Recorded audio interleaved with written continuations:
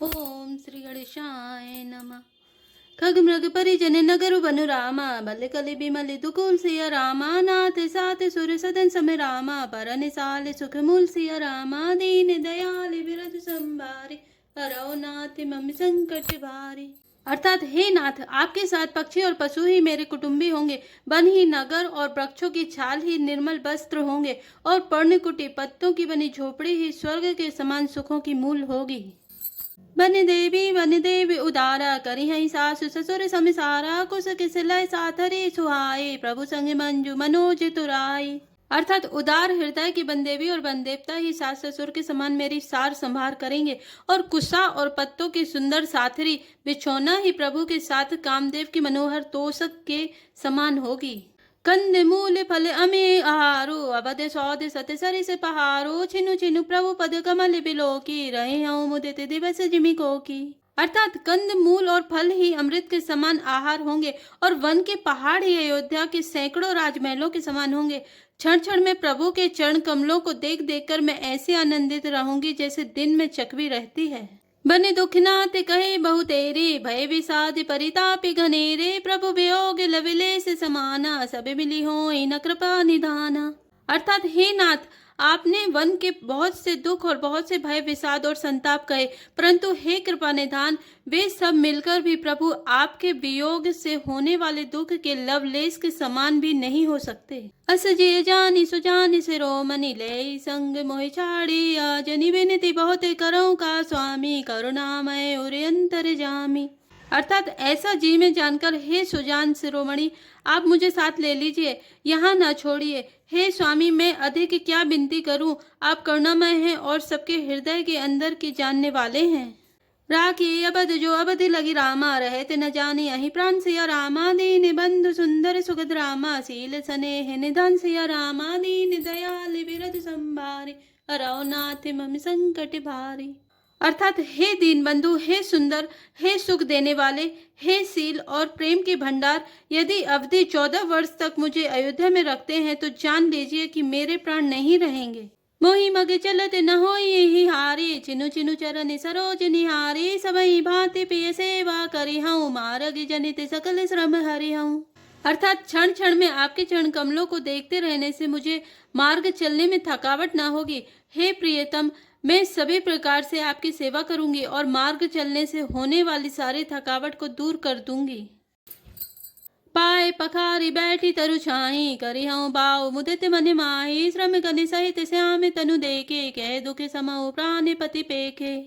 अर्थात आपके पैर धोकर पेड़ों की छाया में बैठकर मन में प्रसन्न होकर हवा करूंगी, पंखा झलूंगी।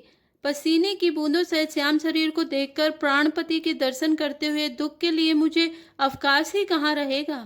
समय महित्र ने तरुपल्लभ डासी, पाए पलोटी ही सब निशिदासी, बारे बार मृदु मूर्ति जोई, लागे ही ताते बयारी न मोही।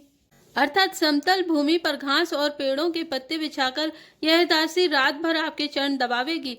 बार बार आपकी कोमल मूर्ति को देखकर मुझको गर्म हवा भी न लगेगी।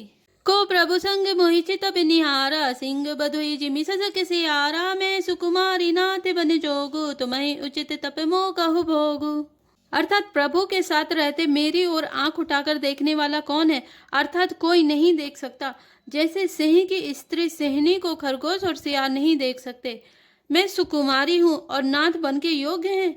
आपको तो तपस्या उचित है और मुझको विषय भोग। ऐसे बचन कठोर सुनी रामा, जो न हृदय बिलगन सिया रामा, तो प्रभु विषम वियोग दुख रामा, सही हई पावर प्राण सिया रामा, दीन दयाल बिरद संभारे, हरौ नाथ मम संकट भारी।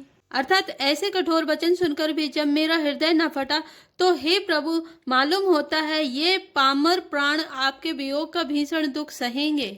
अस कहि से बिकल भई भारी, वचन वियोग न सकी सवारी, देखी दशा रघुपति जी जाना, हटि राखे नहीं राखे प्राणा। अर्थात ऐसा कहकर सीता जी बहुत ही व्याकुल हो गईं। वे वचन के वियोग को भी न संभाल सकी। अर्थात शरीर से वियोग की बात तो अलग रही, वचन से भी वियोग की बात सुनकर वे अत्यंत विकल हो गईं। उनकी यह दशा देखकर श्री रघुनाथ जी ने अपने जी में जान लिया कि हठपूर्वक इन्हें यहाँ रखने से ये प्राणों को न रखेंगी। कहे कृपाल भानुकुल नाथा, परिहरि सोच चलो बन साथा, नहीं बिसाद करे अब सरु आजू, बेगी करो बनेगा बन समाजू। अर्थात तब कृपालु सूर्य कुल के स्वामी श्री रामचंद्र जी ने कहा कि सोच छोड़कर मेरे साथ वन को चलो, आज विषाद करने का अवसर नहीं है, तुरंत वन गमन की तैयारी करो। कहीं प्रिय वचन प्रिया समुझाई, लगे मातु पद आशीष पाई, बेगी प्रजा तुक में टबे आए, जननी निठुर विसरी जनी जाई। अर्थात श्री रामचंद्र जी ने प्रिय वचन कहकर प्रियतमा सीता जी को समझाया, फिर माता के पैरों लगकर आशीर्वाद प्राप्त किया। माता ने कहा, बेटा जल्दी लौटकर प्रजा के दुखों को मिटाना और यह निठुर माता तुम्हें भूल ना जाए। फिर ही दशा विधि बहुरी की मोरी, देखे हूँ नयन मनोहर जोरी, सुदिन सुघरी तात कब होई, जननी जियते बदन विधु जोई। अर्थात हे विधाता, क्या मेरी दशा भी फिर पलटेगी? क्या अपने नेत्रों से मैं इस मनोहर जोड़ी को फिर देख पाऊंगी? हे पुत्र, वह सुंदर दिन और शुभ घड़ी कब होगी जब तुम्हारी जननी जीते जी तुम्हारा चांद सा मुखड़ा फिर देखेगी। बहुरी बच्च कही लालू कही रामा, रघुपति रघुबर तात सिया रामा, कब ही बुलाई लगाई ही रामा, हरसि ने रखी हूँ गात सिया रामा, दीन दयाली विरध संभारी, हरौ नाथ मम संकट भारी।